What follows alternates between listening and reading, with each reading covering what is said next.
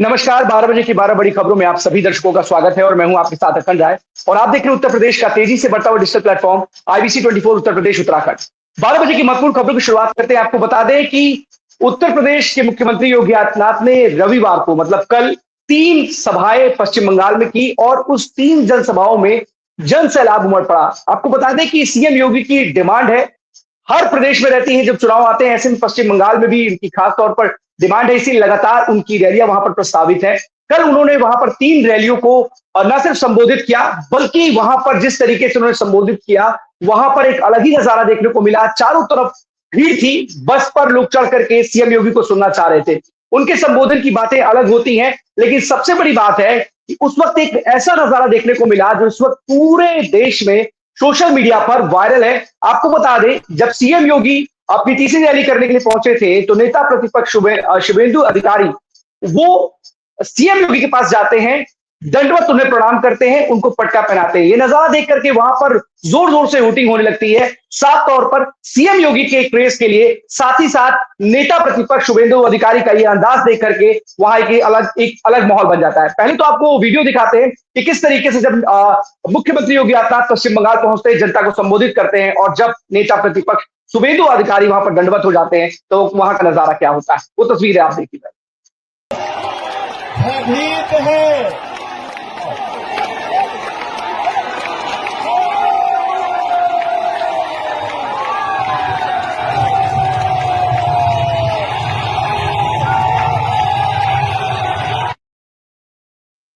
ये तस्वीर बहुत कुछ बयां करती है, साफ तौर पर ये बताती है कि सीएम योगी का क्रेज उत्तर प्रदेश में ही नहीं बल्कि देश के हर एक कोने में है। और पश्चिम बंगाल में बीजेपी के सबसे बड़े नेता है शुभेंदु अधिकारी, और वहां पर जिस तरीके से उन्होंने उनके सम्मान में न सिर्फ उन्हें दंडवत प्रणाम किया, बल्कि जिस तरीके से पटका पहना करके वो उन लेटते हुए उनका सम्मान किया, ये साफ तौर पर दिखाता है, दर्शाता है कि किस तरीके से सीएम योगी न सिर्फ उत्तर प्रदेश के लिए लोकप्रिय है बल्कि पश्चिम बंगाल में भी उनकी लोकप्रियता साफ तौर पर दिखाई दे रही है।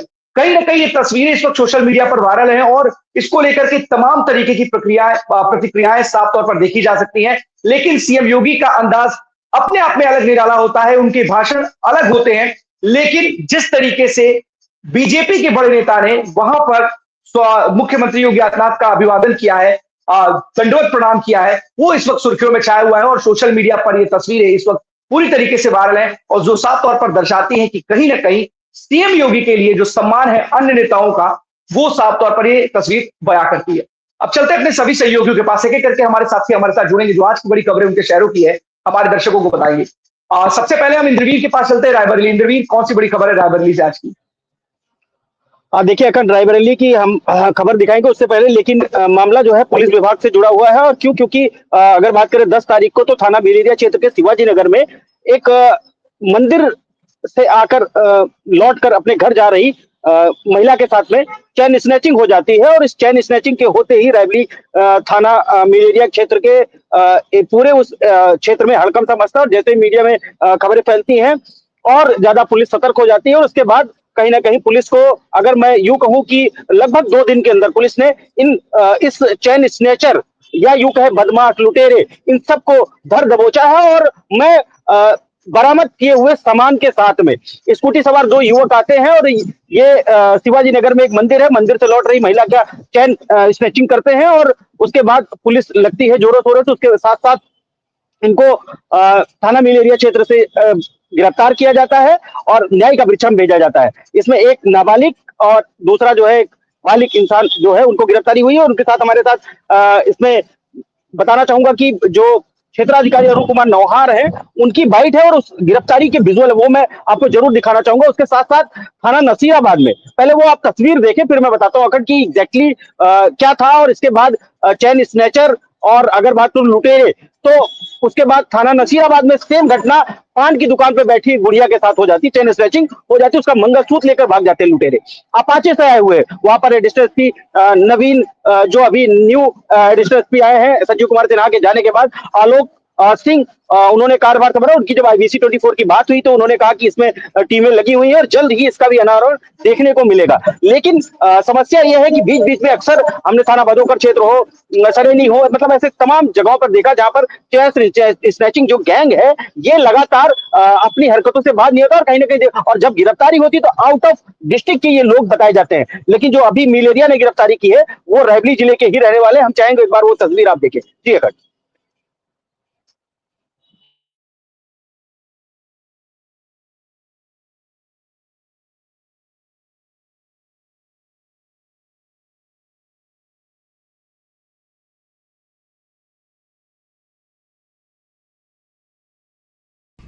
अवगत कराना है कि 10 अप्रैल 2026 को थाना मिलेरिया क्षेत्र अंतर्गत शिवाजी नगर में 2 अज्ञात स्कूटी सवार द्वारा एक महिला की चेन लूट ली गई थी। सूचना पर तत्काल थाना मिलेरिया पर मुकदमा अपराध संख्या 103/2026 धारा 309(4) BNS में पंजीकृत किया गया था। वह सूचना पर तत्काल अपर पुलिस अधीक्षक महोदय व मुझ क्षेत्राधिकारी नगर व थाना मिलेरिया पुलिस टीम द्वारा घटनास्थल का निरीक्षण किया गया था। वह श्रीमान पुलिस अधीक्षक महोदय के निर्देशन में पुलिस टीम का गठन किया गया था। वह घटना के अनावरण हेतु प्रयास किए जा रहे थे। इसी क्रम में आज दिनांक 12 इसी क्रम में इन्होंने जैसे बताया आगे कि उसको गिरफ्तार किया गया, गिरफ्तार कर उनको न्यायिक अभिचम भेजा गया खंड। उसके बाद थाना नसीराबाद में एक दिन बाद वहीं पे जो है थाना नसीराबाद में पान की दुकान पर बैठी एक महिला से एक युवक आते हैं बाइक सवार और पान खरीदने या पुड़िया खरीदने के बहाने उस पे जो है दुकान पे जाते हैं और उसके बाद मंगलसूत्र खींच के भागते हैं। इससे टीमें लगी हुई हैं और जिस तरीके से ये चैन स्नैचिंग गैंग रायबरेली में इस समय एक्टिव है उसको लेकर के कहीं ना कहीं एक दहशत का माहौल है। और लेकिन उसके साथ साथ ये भी है कि रायबरेली पुलिस त्वरित काम कर रही है और हमने इससे पहले भी दिखाया कि जब काम नहीं होता तब भी दिखाया और जब हो रहा है तभी अभी दिखाया कि थाना मिलेरिया का अनावरण किया पुलिस ने। और इसमें भी जो ASP अभी आए हैं 2 दिन पहले उन्होंने चार्ज लिया है आलोक सिंह, उन्होंने बताया कि जल्द ही इसका भी अनावरण देखने को मिलेगा थाना नसीराबाद। जी हाँ बिल्कुल, सबसे बड़ी बात है इंद्रवीर कि आखिरकार इस तरीके से जो चेन स्नेचर्स हैं या फिर कहें चोरी की वारदातें जो होती हैं, इस तरीके के अगर लुटेरों के हौसले अगर बुलंद है तो सवाल खड़े होते हैं। क्योंकि एक में तो आपने सफलता हासिल कर ली, अपराधी को सलाखों के पीछे जरूर भेज दिया, लेकिन दूसरे में अभी आपके हाथ खाली हैं। ऐसे में आपने टीमें जरूर गठित कर रखी है, लेकिन सवाल उठता है कि आखिरकार क्यों रायबरेली पुलिस उन अपराधियों पर अभी तक कड़ा रुख अख्तियार नहीं कर पा रही है, क्यों डर या भय पैदा नहीं कर पा रही, ये भी एक बहुत बड़ा सवाल है। देखिए बिल्कुल आप सही कह रहे हैं। जिस तरीके से अब अगर मैं बात करूं अखंड तो तमाम सारे हमने हाफ इनकाउंटर और तमाम सारी चीजें देखी जिसमें माननीय न्यायालय का भी हस्तक्षेप है कि अनर्गल चीजें अपराधियों के साथ उस तरीके से ना देखने को मिले। इसको लेकर के कोई भी पुलिस हो जो BNS या जो धाराएं बंदी उनके तहत उनको जो है जल्द जमानत मिल जाती है या जिस तरीके से हम यूं कहें कि जल्द उनको एक जो कटघरा जो लगाना चाहिए उनके ऊपर चाबुक चलना चाहिए, उस तरीके से रायबरेली पुलिस हो या कोई भी पुलिस नहीं चला पा रही। जिस तरीके से BNS में चेंजेस आए, जिस तरीके से तमाम धाराओं के साथ देखने को मिलता है 7 साल के ऊपर सजा नहीं है, तो उनको लेकर के अखंड अब जो प्रक्रिया है वो कहीं ना कहीं पुलिसिंग की या लॉ के तहत अगर हम बात करें तो बहुत ज्यादा कमजोर देखने को मिलती है। लेकिन फिर भी पुलिस रायबरेली अगर बात करें तो अपना काम कर रही है और उसको देखते हुए कहीं ना कहीं हर एक घटनाओं का अनावरण देखने को भी मिल रहा है। तो इसका भी जैसा वादा किया गया ASP की तरफ से कि जल्द ही इनका भी अनावरण थाना नसीराबाद क्षेत्र में जो लूट हुई है, स्नैचिंग हुई है, इसका भी अनावरण जल्द ही देखने को मिलेगा। जी बिल्कुल करना भी चाहिए इंद्रवीर, क्योंकि आखिरकार पुलिस का जो भय होता है, पुलिस का जो डर होता है, पुलिस का जो इकबाल होता है, वो इन अपराधियों के जहन में जरूर होना चाहिए। क्योंकि अगर वो नहीं होगा तो सवाल खड़े होंगे कि आखिरकार क्यों ये अपराधी इस तरीके से बेधड़क होकर के इस तरीके की घटनाओं को अंजाम दे रहे हैं। क्योंकि कई जगहों पर हमने देखा है कि पुलिस की पिकेट तैयार रहती है, वहां पर तैनात रहती है, उसके बावजूद अगर इस तरह की घटनाएं घटित होती है किसी चौक चौराहे के आसपास, किसी गली मोहल्ले में, तो सवाल खड़े होते हैं कि आखिरकार पुलिस का डर या जो भय है वो इन अपराधियों के मन में क्यों नहीं है। फिर भी जरूर इस पर कामयाबी मिलनी चाहिए रायबरेली पुलिस को, और कम से कम बहुत जल्द अगर हो सके तो ये अपराधी भी सलाखों के पीछे होना चाहिए। अंत में नजर बनाए रखिएगा, जो भी अपडेट आएगा हमारे दर्शकों को जरूर दीजिएगा। बहुत बहुत धन्यवाद आपका तमाम जानकारी के लिए। जितेंद्र के पास चलते हैं। जितेंद्र, बस्ती से कौन सी बड़ी खबर है? बिल्कुल अखंड, आपको बता दें कि जिस तरीके से डॉक्टर यशवीर सिंह जिस तरीके से रायबरेली में पुलिसिंग के लिए बड़े एक्टिव माने जाते थे, लगातार कार्रवाई करते, लेकिन कहीं ना कहीं बस्ती में आने के बाद अखंड आपको बता दें कि लगातार पुलिस अधीक्षक डॉक्टर यशवीर सिंह के नेतृत्व में लगातार पुलिस अपराधियों को गिरफ्तार कर रही है, उन पर कार्रवाई की। मैं अखंड बात करूं, अगर बीते शनिवार और सोमवार की बात की जाए, तो मैं 3 दिन के आंकड़ों की बात करूं, तो अखंड मैं आपको बता दूं कि पुलिस ने विद इन 1 डे की बात करूं तो 20 वारंटियों को गिरफ्तार किया, लेकिन कहीं ना कहीं इस बीच में पुलिस ने कई ऐसे खुलासे भी किए हैं। कहीं ना कहीं जाली नोट के मामले में लगभग 4 लाख के आसपास के लोग गिरफ्तार भी किया, 4 लोगों को उसमें, जिसमें से एक लोग नेपाल के भी माने जाते हैं, नेपाल का भी एक युवक उसमें से पकड़ा गया है। वहीं अखंड आपको बता दें कि बस्ती का अपहरण कभी विद इन जो है आपको 12 घंटे के अंदर में पुलिस अधीक्षक यशवीर सिंह के नेतृत्व में आपको बता दें कि अखंड जो बनारस में जो युवक 2 युवक वहां घूमने गए थे, वहां पर उन लोगों को अपहरण कर लिया गया था। पुलिस ने वहां से भी 3 लोगों को गिरफ्तार किया। अखंड आपको बता दें एसिड के मामले में पुलिस ने तत्परता दिखाते हुए वाटरगंज में जिस तरीके से एक महिला, एक लड़के के ऊपर एसिड फेंका गया था, उनको गिरफ्तार कर लिया। दुष्कर्म के मामले में अलग अलग थाना क्षेत्रों से 2 लोगों को गिरफ्तार किया, जो नाबालिग बच्चे के साथ जो है जिस तरीके से उन्होंने दुष्कर्म किया था। वहीं अखंड बात करें, चर्चित मामला था बस्ती के रोडवेज के पास का, जहां पे एक सिपाही अपनी ड्यूटी वहां पे करता, ट्रैफिक पुलिस, और एक व्यक्ति आता है, अपने आप को एलएलबी का छात्र बनाता है या इंटर्नशिप होगा, जो भी होगा नजर, लेकिन कहीं ना कहीं वो पहुंचे हुए पुलिस से अभद्र व्यवहार करता है, पुलिस ने उसे भी गिरफ्तार किया। लेकिन अगर सबसे बड़ी चीज है कि इस बीते 2 दिनों के अंदर बात की जाए, पुलिस ने लगातार एक के बाद एक ऐसे खुलासे किए। पश्चिमी पुलिस एसओजी की टीम और संयुक्त टीम ने इस पूरे मामले में एक के बाद 6 से 7 लगातार खुलासे हुए। कहीं ना कहीं यह साफ माना जाता है कि पुलिस अधीक्षक यशवीर सिंह के नेतृत्व में, यशवीर सिंह के आने के बाद ये जिस तरह की जो खुलासे पहले होने में थोड़ा सा समय लगता था, या यूं कहते थे कि पुलिस लगातार थोड़ा सा टाइम देती, लेकिन अब ये कहीं ना कहीं पूरे तरीके से देखा जा रहा है विद इन 12 घंटे के अंदर, चाहे वाटरगंज की बात की जाए, चाहे जो है मुंडेरवा की बात की जाए, हर थाना क्षेत्रों से कहीं ना कहीं ये खबरें बिल्कुल देखने को मिल रही है। और साथ साथ से ये मैसेज भी अपराधियों में जा रहा है कि बस्ती में डॉक्टर यशवीर सिंह आ गए, अब आप लोगों की खैर नहीं, क्योंकि अगर आप अपराधी करेंगे तो स्वाभाविक बात है बस्ती पुलिस आपको छोड़ेगी नहीं, क्योंकि 3 दिनों का जो आंकड़ा है बस्ती पुलिस का, वाकई में सराहनीय। अगर आपको बता दें, अपहरण के मामले में स्वयं डीजीपी ने 50,000 रुपए का इनाम भी दिया है, तो कहीं ना कहीं स्वाभाविक बात है, अगर कहीं ना कहीं, क्योंकि जिस तरह के कलवारी थाना है वो भी रैंकिंग, पूरे यूपी में रैंकिंग के नंबर में नंबर 1 आया है, तो कहीं ना कहीं लगभग स्वाभाविक बात की जाए तो पुलिस इस समय बस्ती की पूरी तरीके से एक्टिव है, और अपराधियों पे जो है नकेल कसने के लिए बिल्कुल भी किसी तरीके से कोई कसौट नहीं छोड़ रही है, तत्काल उन्हें गिरफ्तार किया जा रहा है। आप बिल्कुल जिस तरीके से जितेंद्र अपराधियों के मन में खौफ होना चाहिए, अपराधियों के मन में डर और भय का माहौल होना चाहिए, वो साफ तौर पर दिखाई भी दे रहा है। और जो कार्य पुलिस के द्वारा किया जा रहा है वो साफ तौर पर सराहनीय है, क्योंकि अगर एक एसपी चाहे तो काम कैसे किया जाता है वो दर्शाता भी है। क्योंकि इन्होंने रायबरेली में रहते हुए भी वहां पर भी अपराधियों के ऊपर दंडात्मक कार्रवाई नहीं की, बल्कि उनके मन में भय का माहौल जरूर पैदा किया। और अभी भी जिस तरीके से आप बता रहे हैं, क्योंकि पहले भी हमने बस्ती की खबरें सुनी है, लेकिन इस तरह की कार्रवाइयों की शायद ही कभी खबर आती थी। हमने आप ही के मुंह से सुना है कि आप बताते थे कि एसपी फोन तक नहीं उठाते, प्रेस कॉन्फ्रेंस भी नहीं करते, लेकिन यहाँ पर जिस तरीके से अपराधियों की धरपकड़ के लिए टीमें लगातार एक के बाद एक गठित की जाती है, काम किया जाता है, और रिजल्ट भी बहुत जल्दी आ जाता है कि कोई भी अपराधी पुलिस से बच नहीं पा रहा। कोई भी अपराधी इस वक्त पुलिस की गिरफ्त से दूर नहीं है। कोई भी अपराधी कोई भी गलत काम करता है तो पुलिस उसको जल्द से जल्द तलाश करके उसको सलाखों के पीछे भेजने का काम करती है। यही होती है पुलिसिंग। जिस पुलिसिंग की बात की जाती है, कि जिस उत्तर प्रदेश की पुलिसिंग को लेकर के कहा जाता है कि यूपी पुलिस ने एक अलग छवि बना रखी है, ये वही यूपी पुलिस की छवि है। लेकिन सबसे बड़ी बात है कि ये वही अधिकारी हैं जो चाहते हैं काम करना, तभी इस तरीके का रिजल्ट निकल करके सामने आता है कि आखिरकार जो माहौल या जो भय होना चाहिए अपराधियों के मन में, वो साफ तौर पर दिखाई दे रहा है। एक सवाल और भी है जितेंद्र, कि आखिरकार लगातार इस तरीके की घटनाओं को लेकर के पुलिस लगातार एक्टिव है। एसपी के निर्देशन में, या यूं कहें कि उनके नेतृत्व में लगातार अपराधियों के खिलाफ मुहिम चलाते हुए उनको पकड़ने की पकड़ा जा रहा है। लेकिन सबसे बड़ी बात है कि अगर क्राइम ग्राफ की बात करें तो क्या पिछले कुछ दिनों में, या जब से डॉक्टर यशवीर सिंह आए हैं रायबरेली में, जब से उन्हें चार्ज संभाला है, तो क्या ये मान सकते हैं कि क्राइम का जो ग्राफ है उसमें कुछ गिरावट आई है? बिल्कुल फ्रेंड, देखिए एक चीज साफ है, वाकई में जो क्राइम है कहने की वो थोड़ा सा कंट्रोल हुआ, और दूसरी चीज है कि जो क्राइम करके जो लोग फरार हो जाते थे या वंचित रह जाते थे, कहीं ना कहीं ये नकेल कसने का जो तरीका है, ये यूं कहे कि जो स्ट्रेटजी है पुलिस की, कि उन लोगों को गिरफ्तार करके जेल भेज, क्योंकि ये कहने का एक मैसेज जाता है कि अगर आप अपराधी को गिरफ्तार करते हैं तो सडनली जो दूसरा अपराधी है, कहीं ना कहीं एक मैसेज आ रहा है कि वो भी अपने आप में सचेत रहे, या तो वो पुलिस के सामने सरेंडर कर दे या तो अपराध करने से डरे। तो स्वामी जी कहीं ना कहीं थोड़ी सी जो गिरावट, ये बिल्कुल कह सकते हैं कि आंकड़ों के हिसाब से बात की जाए तो थोड़ी सी गिरावट बिल्कुल आई है कि अपराधियों के खिलाफ भी, और कहीं ना कहीं पुलिस की तत्परता से लोगों को न्याय भी मिलता है। अखंड एक खबर मैं और बताना चाहूंगा अपन, ये भी खबर बड़ी आज ये कह सकते हैं कि जनता के हित की खबर है। बस्ती पुलिस ने एक ऐसा भी कारनामा करके दिखाया, मैं आपको बता दें, जिस तरीके से हम लोग सोच नहीं सकते थे। मैं आम जनता भी इस चीज को जाने और समझे। हम लोग जो मोबाइल हमारे यहाँ जो खराब हो जाते हैं, उन मोबाइलों को हम लोग कबाड़ियों के यहाँ पे बेच देते थे।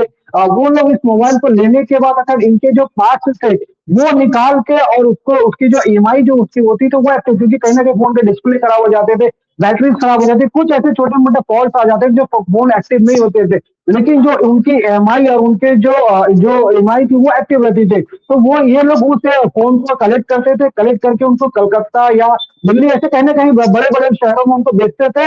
और इसको कहीं ना कहीं आपराधिक तौर पर बात की जाए तो इन लोग इनके जरिए कहीं ना कहीं वो अपराध भी करते थे, चाहे साइबर क्राइम की बात की जाए या किसी और तरीके की बात की जाए। लेकिन कहीं ना कहीं ये बड़ा एक मैसेज है कि पुलिस ने ऐसे लोगों को गिरफ्तार किया है जो पुराने मोबाइल यानी अनयूजड मोबाइल के साथ जो खिलवाड़ किया करते हैं। क्योंकि स्वाभाविक बात है, हम भी जानते हैं कि मोबाइल हमारे वहां से डिस्प्ले खराब हो या बैटरी खराब हो, कुछ और होता है, हम उसको फेंक देते हैं। लेकिन उन लोगों ने उसका जरिया बनाया, और जरिया बना के ये ठगी करने का एक नया रूप निकाला कि ईएमआई जो होती थी वो एक्टिव रहती थी, वो अनएक्टिव नहीं होती थी। तो ईएमआई के जरिए, उनके कुछ पार्ट के जरिए ऐसा खेल करता था। फिलहाल पुलिस ने इन लोगों को भी गिरफ्तार किया है, गिरफ्तार कर जेल भेज दिया गया। तो कहीं ना कहीं पुलिस जो कहीं ना कहीं संजीदा है, चाहे छोटे मामले हो या बड़े मामले हो, हर पहलू पर उनकी पूरी तरीके से नजर है कि अपराधी अगर है तो हम अपराधी को बिल्कुल नहीं छोड़ेंगे। यह बस्ती पुलिस ने कहीं ना कहीं ठान रखा है। हाँ बिल्कुल, सबसे बड़ी बात है कि अपराधी एक कदम हमेशा आगे चलते हैं, और यही कारण है कि वो वहां दिमाग लगाते हैं कि जिससे उनको पकड़ना मुश्किल हो जाए और कोई जो मासूम होता है, बेगुनाह होता है, वो जरूर उसमें फंस जाए। अब आप सोचिए कि इस तरीके का नया तरीका उन्होंने निकाला कि खराब या अनयूज मोबाइल फोन का इस्तेमाल करके, टूटे हुए मोबाइल फोन का या उनकी आईएमईआई का इस्तेमाल करके ना सिर्फ लोगों को ठगने का काम किया जाता है, बल्कि लोगों को परेशान करने के लिए उनको गलत उनके नाम पर या उनके गलत फोन का इस्तेमाल करके कुछ गलत करने का काम किया जाता है। तो कहीं ना कहीं अक्सर देखा गया है कि पुलिस से एक कदम आगे ही चलते हैं ये अपराधी। लेकिन अगर ऐसे अपराधियों की पुलिस धरपकड़ करती है, इनको पकड़ती है, तो उनके हौसले जरूर कम होते हैं, और जो लगातार इस तरीके के कामों करते हैं, नए नए नए तरीके निकालते हैं। आप सोचिए कि फ्रॉड करने के लिए नए नए तरीके निकाले जा रहे हैं, साइबर रेस्टिंग की जा रही है, उन वॉइस क्लोन करके, उनके वॉइस क्लोन करके उनको उनके द्वारा एक नई तरीके की धोखाधड़ी की जा रही है, ओटीपी के जरिए हैक करके, ओटीपी के जरिए धोखाधड़ी की जा रही है, मोबाइल हैक करके अपने सगे संबंधियों, जानने वाले रिश्तेदारों को मैसेज करके हैकिंग की जा रही है, चाइनीज एप्लीकेशन के माध्यम से। तमाम ऐसे संसाधन उनके पास उपलब्ध है। ये साफ तौर पर दर्शाते हैं कि उनके पास डेटा डेटा हो आपका, वो भी पहुंच जाता है। आपकी आईएमईआई से लेकर के हर एक जरूरी चीज उनके पास पहुंच जाती है, जो साफ तौर पर दर्शाती है कि हमेशा अपराध करने वाला एक कदम आगे चलता है, और अपनी बुद्धि का इस्तेमाल करके जो सही चीज में करना चाहिए था उसमें न करके गलत चीज में इस्तेमाल करके लोगों को नुकसान पहुंचाने का काम करता है। फिलहाल ऐसे मामलों में अगर पुलिस सतर्क होती है और ऐसे अपराधियों तक पहुंचती है तो अपने आप में काबिल तारीफ है। ऐसे अपराधियों को सलाखों के पीछे भेजना चाहिए और इनके खिलाफ कड़ी कार्रवाई जरूर होनी चाहिए, क्योंकि कई बार ऐसा होता है कि कोई कार्रवाई नहीं होती, ये बच निकलते हैं, फिर इस तरीके के अपराध को अंजाम दे देते हैं। फिलहाल बहुत बहुत धन्यवाद आपका इस तमाम जानकारी के लिए। डिटेल जो भी अपडेट आएगा हमारे दर्शकों को जरूर देते रहिएगा। ज्ञानेंद्र हमारे साथ बने हुए प्रतापगढ़ से। ज्ञानेंद्र,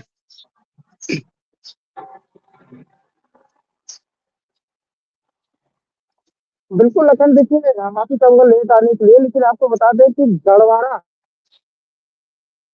ऐसा नगर पंचायत था कि जहां पे विवादों का एक नया रूप देखने को मिला था, जिसमें सदर विधायक और गढ़वाड़ा प्रतिनिधि जो कि आमने सामने हो गए थे। देखा गया था किस तरीके से आरोप प्रत्यारोप का दौर शुरू हो चुका था।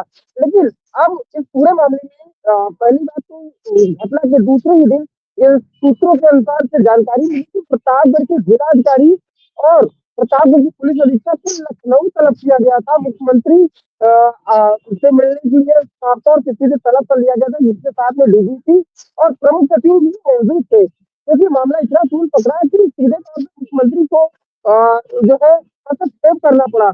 और दूसरी चीज आपको बताते चले कि साथ ही साथ कल जो है सदर विधायक बीजेपी के जो सदर विधायक है राजेंद्र मौर्य, वो भी जो है मुख्यमंत्री से मुलाकात की फोटो उन्होंने साझा किया कि आज मुख्यमंत्री से मुलाकात हुई। तो राजनीतिक जो सरगर्मियां थी काफी तेज हो गई और ये साफ हो गया कि किस तरीके से विवादों का जो है जड़ अभी खत्म होने का नाम नहीं ले रहा। लेकिन उसके बाद जिलाधिकारी से मुलाकात, मुख्यमंत्री से मिलने के बाद एक बड़ा फेरबदल देखा गया। पहली बात तो शपथ नहीं हो पाई, जो शासन द्वारा नामित सभासद थे उनकी शपथ नहीं होने के बाद एक बड़ा फेरबदल उन्होंने किया है कि 4 जो है एसडीएमओ के जो है स्थानांतरण कर दिए गए हैं। नैन्सी सिंह को जो है साफ तौर पे जो कि सदर एसडीएम थी, उनको अब सदर एसडीएम से हटा करके उप जिला अधिकारी डीसी के रूप में जो है जिला मजिस्ट्रेट में तैनात कर दिया गया है। और एक नई जो है एसडीएम जो है सदर तहसील में तैनात की गई है। तो साफ तौर पर देखने को मिल रहा है कि राजनीतिक जो गर्मियां है, प्रतापगढ़ में शांत नहीं हो रही है। खासतौर से देखा गया कि किस तरीके से आज से सिर्फ 12 से 13 दिन पहले पूर्व विधायक और पूर्व मंत्री किस तरीके से एक कार्यक्रम के दौरान झड़प होती है। पूर्व विधायक धीरज ओझा और उत्तर प्रदेश के पूर्व कैबिनेट मिनिस्टर शिवाकांत ओझा के बीच में किस तरीके से झड़प देखने को मिली थी। राजनीतिक जो है सरगर्मियां काफी तेज हुई थी। उससे पहले भी पूर्व विधायक और पूर्व मंत्री ने जो है ये साफ तौर पे मैं ये नहीं कह सकता कि उनके द्वारा मारपीट की गई थी, क्योंकि उसकी कोई पुख्ता सबूत नहीं थे, लेकिन गाड़ियों के कांच तोड़े गए थे, हमला किया गया था। तो पूर्व मंत्री के जो कार्यकर्ता थे, उन्होंने रानीगंज थाने में एफआईआर दर्ज करवाई थी, और वो भी सीधे तौर पर पूर्व विधायक और पूर्व विधायक के कार्यकर्ताओं के ऊपर जो है एफआईआर दर्ज की गई थी। तो उसी तरीके से प्रतापगढ़ के सदर विधानसभा में राजनीतिक जो है गर्मियां देखी जाती है। अक्सर देखा गया है कि अगर चुनाव होता है तो प्रतापगढ़ की राजनीतिक गरमाना शुरू हो जाती है, और खासतौर से दो विधानसभा राजनीतिक गर्मियां काफी तेज होती है। तो पहला होता है राम प्रसाद, जो कि कांग्रेस का गढ़ है, लगातार 9 बार विधायक रहे हैं प्रमोद तिवारी। और उसके बाद अगर कोई दूसरा विधानसभा सरगर्मियां तेज होती है, मीडिया की नजर होती है, पूरे उत्तर प्रदेश की नजर होती है, तो वो है कुंडा, बाहुबल के नाम से जाना जाता है। लेकिन इस बार सरगर्मियां बहुत ही अलग चल रही है। कुंडा के बजाय इस बार सदर विधानसभा और खासतौर पे बात करें तो रानीगंज विधानसभा की राजनीतिक जो हलचलें चल रही है वो काफी दिलचस्प है। और एक तरीके से कह सकते हैं कि बीजेपी की अब हर एक चाय की दुकानों पर जो है मजे लिए जा रहे हैं कि किस तरीके से बीजेपी के लोग ही आपस में झेल रहे हैं। ये एक वर्ड मैं आपसे कहना चाहूंगा कि जिस दिन शुक्रवार के दिन जब सचिन सिंह सोनू जुड़े हुए थे, तो उन्होंने एक कैंसर वर्ल्ड का नाम लिया था। तो शायद उनकी बातों में कहीं न कहीं सच्चाई दिख रही है। तो ये साफ तौर पर देखने को मिल रहा है कि बीजेपी की जो प्रतापगढ़ की राजनीतिक सरगर्मियां है, वो कैंसर की तरह एक पदाधिकारियों के अंदर, एक व्यक्तियों के अंदर फूट दिख रही है। आपस में ही लोगों की नहीं बन रही है। और कोई भी पदाधिकारी, चाहे वो मंडल अध्यक्ष हो, चाहे वो एक छोटा सा कार्यकर्ता हो, वो किसी न किसी पदाधिकारी से नाराज दिख रहे हैं। तो बीजेपी में प्रतापगढ़ में अगर मैं कुछ कहूँ तो ऑल इज वेल, तो प्रतापगढ़ में इसमें बीजेपी में ऑल इज नॉट वेल है, क्योंकि हर एक विधानसभा में लोग नाराज चल रहे हैं। बीजेपी में अंदर ही अंदर फूट है। और हर एक विधानसभा एक लौटा विधायक है, सदर विधायक राजेंद्र मौर्य, और गठबंधन की तो बात छोड़ दें तो उनसे कोई लेना ही देना नहीं है। अपनी ही विधानसभा में और विधानसभाओं की क्या बात करें, तो पट्टी में मोदी सिंह से लोग नाराज कर रहे हैं। रानीगंज में आपस में ही दो बड़े दिग्गज नेता भिड़ पड़े हैं। अब सदर विधानसभा में भी आपस में ही भिड़ पड़े हैं। तो कहीं भी ठीक नहीं चल रहा है। अखिल, हाँ बिल्कुल, सबसे बड़ी बात है ज्ञानेंद्र की जो भी होता है, या यूं कहे आमतौर पर कि जो तमाम जो नेता हैं जिनकी आपसी टकराव की स्थिति होती है, आपसी टकराव की स्थिति कब होती है? जब चुनाव नजदीक होता है। और हमने देखा है कि चुनाव बहुत नजदीक है, ऐसे में साफ तौर पर ये टकराव और भी ज्यादा खुल करके अब सामने आकर के देखने को मिल रहा है। जब सचिन सिंह उस वक्त मौजूद थे, उन्हें वो बात कर रहे थे, तो उनकी बातों से एक बात तो साफ लग रही थी कि वो अब जो सदर विधायक है उनको प्रतिद्वंद्वी की तरह देख रहे हैं, कॉम्पिटिटर की तरह देख रहे हैं, ना कि वो ये देख रहे हैं कि वो विधायक है वहां पर। और विधायक से जब बात हुई तो विधायक जी का भी यही साफ तौर पर कहना था कि लोकप्रियता की बात होती है, लेकिन लोकप्रियता में अलग होता है, काम करने का तरीका अलग होता है। तो कहीं ना कहीं जो ये नूरा कस्ती चल रही है बीजेपी के अंदर तमाम सीटों की अगर बात की जाए, जैसा आपने बताया कि प्रमोद तिवारी का जो गढ़ है रामपुर खास, वहां पर बीजेपी या समाजवादी पार्टी के लिए आसान नहीं है रहा। अगर कुंडा की बात की जाए तो वहां पर राजा भैया का दबदबा किस तरीके सबको पता है। सदर विधायक बीजेपी के एकमात्र विधायक है। अगर वहां पर भी इस तरीके की चीजें देखने को मिलेंगी तो कहीं ना कहीं जो कैंसर जैसी बात या बीमारी का जिक्र किया था उस वक्त प्रतिनिधि ने, जतिन सिंह ने, तो साफ तौर पर ये दर्शाता है कि कुछ भी जो आप भी बोल रहे हैं कि प्रतापगढ़ में बीजेपी में ऑल इज नॉट वेल है। तो लेकिन सबसे बड़ी बात आपको बता दें ज्ञानेंद्र, एक चीज और भी होती है कि ऐसा नहीं है कि केवल बीजेपी की स्थिति है। रामपुर खास में समाजवादी पार्टी कुछ भी कर ले, राजा भैया जी कुछ भी कर ले, या फिर बीजेपी कुछ कर ले, वहां पर प्रमोद तिवारी नाम का ही सिक्का चलता है, जो वो चाहेंगे वही होगा। कुंडा सीट पे भी राजा भैया का ही सिक्का चलेगा, किसी और का सिक्का नहीं चल सकता। बाकी की कुछ सीटें जो हैं अलग अलग की अगर बात की जाए तो वहां पर साफ तौर पर देखा जाएगा कि तमाम जगहों पर इस तरीके की चीजें चलती हैं। जो उम्मीदवार होता है वो ये चाहता है कि मुझे कैंडिडेट बनाया जाए, और जो नहीं, जिसको कैंडिडेट या टिकट उसका फाइनल नहीं होता, वो उसके विपक्ष में आकर के चुनाव लड़ता है। अब देखने वाली स्थिति जरूर है। अभी आपके पास आइए तो आप ये बताइएगा कि क्या और जो विधानसभा में है क्या केवल बीजेपी में ही है, क्योंकि बीजेपी सत्ता में है, इस वजह से इस तरीके की नूरा कुश्ती देखने को मिल रही है। लेकिन अगर जहां विपक्ष में है तो क्या आपको लगता है वहां पर इस तरीके की स्थितियां नहीं है?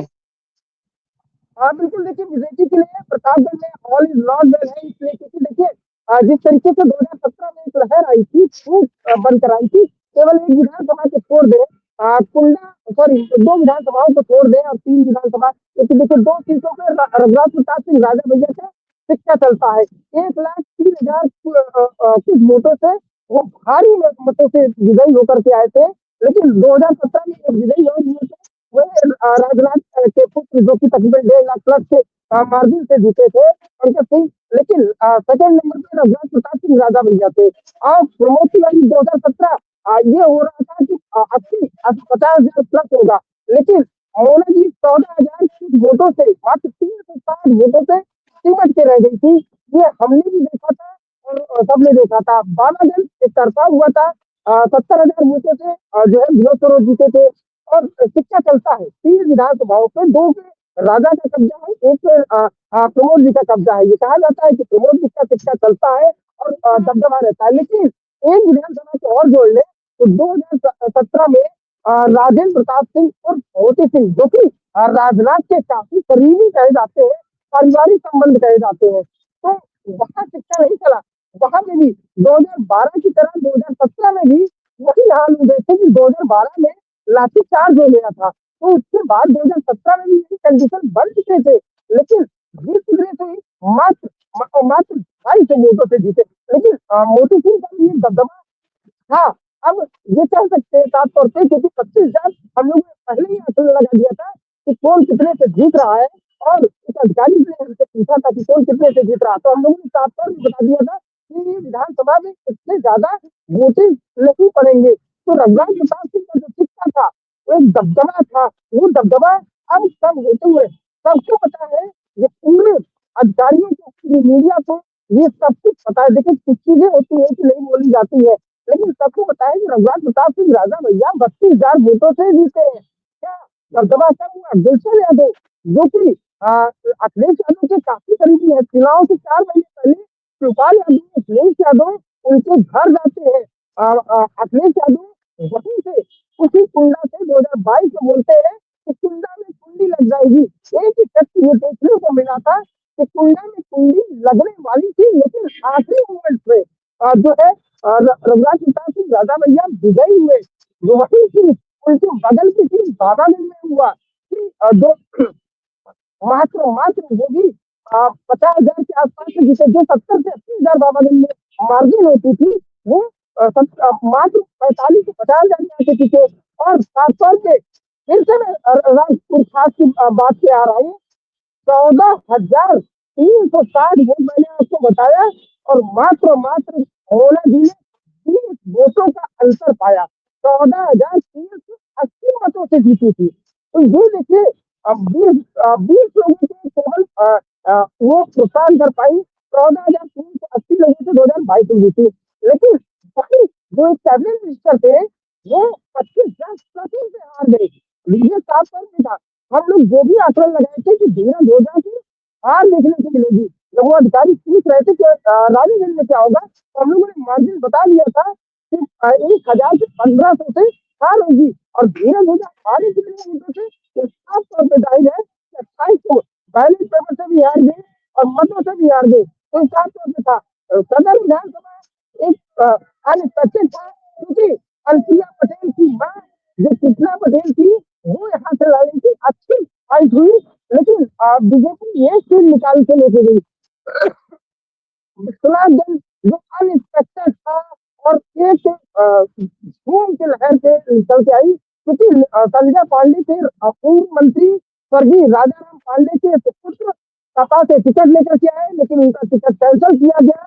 वो निर्दलीय लड़े, 32,000 के आसपास वोट पाए, लेकिन जो रघुराज प्रताप सिंह राजा भैया और प्रमोद तिवारी का एक समय का डंका चलता था, वो अपना दल ने दिखाया और तकरीबन 70,000 बड़ी मार्जिन से अपना दल विश्वनाथ दल ने जीत हासिल की। तो देखिए अब जो यहाँ पे बाहुबलियों का और जो षड्यंत्र का और जो दिमाग का खेल होता था प्रतापगढ़ में, और पूरी मीडिया का, मैं केवल इंडिया की मीडिया की बात नहीं करूंगा, ऑल ओवर वर्ल्ड की मीडिया प्रतापगढ़ खासतौर से कुंडा और रामपुर खास विधानसभा, ये दो जो विधानसभाएं थी उनको कवरेज के लिए तकरीबन 1 महीने पहले से ही जो है कवरेज मिलती थी। अब खासतौर पर सबकी नजर होती थी वह है बाहुबल रघुराज प्रताप सिंह राजा भैया, लेकिन दबदबा सबका सा हुआ है और सब साफ तौर पर देखने को मिल रहा है। लेकिन बीजेपी को फिर से एक बार कह रहा हूँ कि जो कुंडा में कभी बीजेपी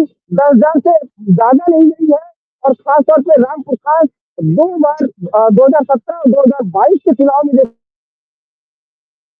अच्छे रामपुर खास से खींची है, अपने ओर प्रभावित की है, और खासतौर में बीजेपी अच्छी फसल बनाई है। सपा कभी भी जो है रामपुर खास में अपना कैंडिडेट नहीं खड़ा करती है, चाहे वो गठबंधन रहा हो, चाहे वो अभी एनडीए के साथ में हो, और चाहे कुछ हो या ना हो, गठबंधन कभी था या नहीं था, आज तक कभी भी सपा ने अपना कैंडिडेट रामपुर खास में नहीं किया है। इसीलिए प्रमोद तिवारी को इस तरीके से फायदा भी मिलता है और लगातार जीतते हैं। लेकिन अब की बीजेपी के लिए 2027 का चुनाव उंगलियों की गिनती में बात करें तो मात्र 7 महीने चुनाव के रह गए हैं। भले कहे जा सकते हैं कि 11 महीने हैं, लेकिन अगर जो भी चुनाव लड़ना चाहते हैं तो उनके लिए 7 महीने रह गए हैं चुनाव के लिए। लेकिन बीजेपी में ऑल इज नॉट वेल है, जिसका विपक्षियों को अच्छा खासा फायदा मिल रहा है।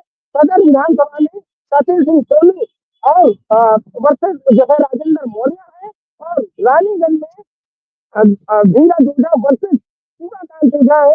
तो पट्टी में भी महेंद्र सिंह वर्सेस, आपको बहुत ही नया आपको बता रहा हूँ, पूर्व कैबिनेट मिनिस्टर असम के चाणक्य, मध्य प्रदेश के चाणक्य जो कहे जाते हैं कि मध्य प्रदेश और असम का चुनाव जिताने वाले चाणक्य कहे जाते हैं, महेंद्र सिंह वर्सेस मोती सिंह है। अभी खुल के सामने नहीं आए हैं काम, लेकिन साफ तौर पे है महेंद्र सिंह वर्सेस मोती सिंह है। आप बिल्कुल ज्ञानेंद्र, बिल्कुल ज्ञानेंद्र, देखिए बिल्कुल ज्ञानेंद्र, सबसे बड़ी बात है कि जिस तरीके से आपने बड़े ये डिटेल्स तरीके से बताया है, ब्रीफ किया है कि प्रतापगढ़ में बीजेपी के लिए खतरे की घंटी है और एकमात्र विधायक बचा है सदर का।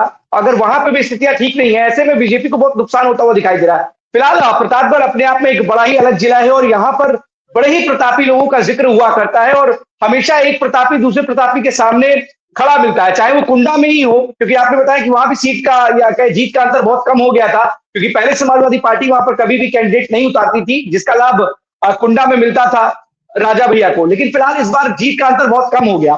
अगर बात करें रामपुर खास में, तो भी आपने जीत में बताया कि 14,000 वोटों का फासला है। तो ऐसे में कहीं ना कहीं केवल खतरे की घंटी बीजेपी के लिए नहीं है, खतरे की घंटी कुछ और नेताओं के लिए भी है, वो समझना पड़ेगा। देखिए, और सबसे बड़ी बात होती है कि एंटी इनकम्बेंसी भी होती है, साथ ही साथ ये भी होता है कि किसी का लोकप्रियता ग्राफ कभी अप होता है, कभी डाउन होता है। और अगर प्रतापगढ़ में जिस तरीके से आपने समझाया, वो साफ तौर पर समझ में आ रहा है कि प्रतापगढ़ का मामला एकदम अलग है, लेकिन वहां पर बीजेपी के लिए खतरे की घंटी जरूर है। एकमात्र विधायक है, उसकी भी स्थिति स्पष्ट नहीं है, और कई जगहों पर पूर्व मंत्री वर्सेस पूर्व विधायक साफ तौर पर दिखाई दे रहे हैं, जो कहीं ना कहीं बीजेपी के लिए एक बड़ा नुकसान का रोड मैप है ना, वो तैयार हो रहा है। फिलहाल बहुत बहुत धन्यवाद आपका ज्ञानेंद्र, इस तमाम जानकारी के लिए। नजर बनाए रखिएगा प्रतापगढ़ में उन राजनीतिक हालातों पर जो इस वक्त कहीं ना कहीं ना सिर्फ बीजेपी के लिए एक बहुत बड़ी टेंशन का सबब बन चुके हैं, बल्कि अन्य जो जीते हुए लोग हैं उनके लिए भी कहीं ना कहीं टेंशन की बात सामने देखने को मिल रही है। बहुत बहुत धन्यवाद आपका ज्ञानेंद्र इस तमाम जानकारी के लिए। एक खबर आपको अंतिम खबर बता देते हैं क्योंकि नोएडा से जुड़ी हुई खबर है और साफ तौर पर ये खबर ये बताती है कि किस तरीके से सैलरी की मांग को लेकर के, सैलरी बढ़ोतरी की मांग को लेकर के किस तरीके से वहां पर जो प्रदर्शनकारी है उनका जो प्रदर्शन है वो उग्र हो चुका है। और उग्र होते हुए इस प्रदर्शन में जो प्रदर्शनकारी हैं उन्होंने कई गाड़ियों को आग के हवाले कर दिया, गाड़ियों को पलट दिया। किसी तरीके से पुलिस ने स्थिति को कंट्रोल किया, यहां तक कि जो मंत्री है, राज्य मंत्री, उन्होंने भी प्रदर्शनकारियों से अपील की कि किसी के बहकावे में ना आए। साफ तौर पर यह स्थिति वहां पर बन गई है। इससे पहले मुख्यमंत्री योगी आदित्यनाथ ने निर्देशित किया था, उन्होंने बोला था कि सैलरी की मांग को लेकर के जो उद्यमी है, जो भी मालिक है फैक्ट्रीज के, वो इस पर विचार करें और अगर ओवर टाइम कराते हैं तो ओवर टाइम 2 गुना होना चाहिए। छुट्टी की बात भी उन्होंने स्पष्ट कही कि कर्मचारियों को छुट्टी दें और अगर छुट्टी के दिन उनसे काम लेते हैं तो उनको 2 गुना उस दिन उसका सैलरी दे और साथ ही साथ 1 से 10 तारीख के भीतर उनके अकाउंट में पैसा ट्रांसफर कर दे और वो भी स्पष्ट तरीके से, बार बार की जगह नहीं, किसी को परेशान करने की आवश्यकता नहीं। लेकिन उसके बावजूद भी प्रदर्शनकारियों का जो प्रदर्शन है वो उग्र हो गया है। उन्होंने कई गाड़ियों को आग के हवाले कर दिया, जो जानकारी निकल करके सामने आई। लेकिन पुलिस ने स्थिति को कंट्रोल किया हुआ है। वहां पर प्रदर्शनकारियों को समझाते हुए जो प्रशासन है वो समझा रहा है कि आप इस तरीके की चीजों में इन्वॉल्व ना हो, आपकी जो मांगे हैं उस पर फैक्ट्री मालिकों से बात की जा रही है, उनको समझाया जा रहा है। लेकिन उसके बावजूद भी कई प्रदर्शनकारियों का कहना था कि अगर उनकी मांग नहीं मानी जाएगी तो वो इसी तरीके से सड़कों पर इसी तरीके से वो अपना विरोध दर्ज कराएंगे। लेकिन फिलहाल प्रशासन ने, पुलिस ने स्थिति को संभाला हुआ है। वहां पर पुलिस बल तैनात है, किसी भी स्थिति से निपटने के लिए पुलिस वहां पर मौजूद है। तो कहीं ना कहीं नोएडा में स्थिति थोड़ी बहुत खराब हुई है उन प्रदर्शनकारियों की वजह से जिन्होंने सैलरी की बढ़ोतरी की मांग को लेकर के आज इस तरीके का उग्र प्रदर्शन किया। 12 बजे 12 बड़ी खबरों में आज के लिए बस इतना ही। कल हम आपके सामने फिर से होंगे। आज तब तक ले दीजिए हमें इजाजत। धन्यवाद।